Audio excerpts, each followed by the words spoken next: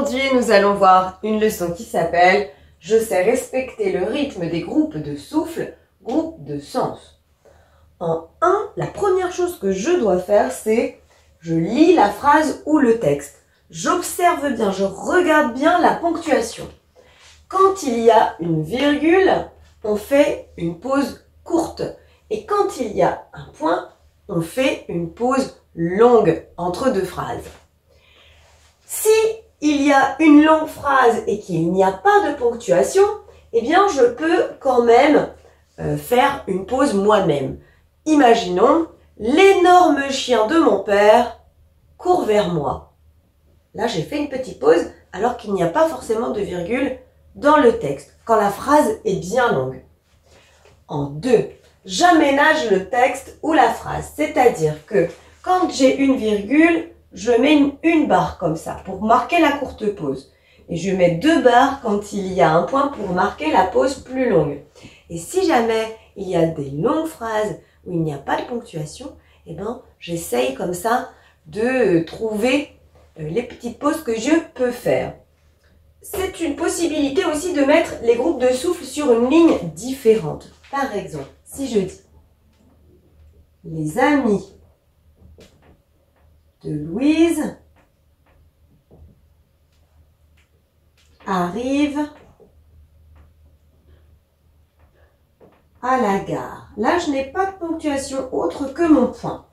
Eh bien, je vais quand même faire une petite pause au milieu, sinon ça va être « Les amis de Louise arrivent à la gare », je peux être essoufflée. Mais si je dis « Les amis de Louise arrivent à la gare », j'ai fait une petite pause et donc je peux l'écrire comme ça sur 2 lignes. En tout cas, si c'est un texte qui est sur une seule ligne, je n'oublierai pas de mettre ma petite barre ici pour marquer la courte pause et ici, vu que j'ai un point, de marquer la double barre pour vraiment me rappeler que c'est une pause un peu plus longue. Et enfin, je tiens compte des pauses et je lis mon texte. Si c'est un peu difficile, pas de panique, c'est en s'entraînant que l'on devient meilleur. À toi de jouer maintenant. Pour voir si tu as bien retenu la leçon, je te propose un petit vrai ou faux. Tu es prêt? C'est parti. La virgule correspond à une longue pause. C'est vrai ou c'est faux? C'est faux. La virgule correspond dans un texte à une courte pause. Courte. Le point correspond à une longue pause. C'est vrai ou c'est faux? C'est vrai. Je n'ai pas le droit de m'arrêter dans une grande phrase s'il n'y a pas de ponctuation. C'est vrai ou c'est faux? On a dit c'est faux en fait.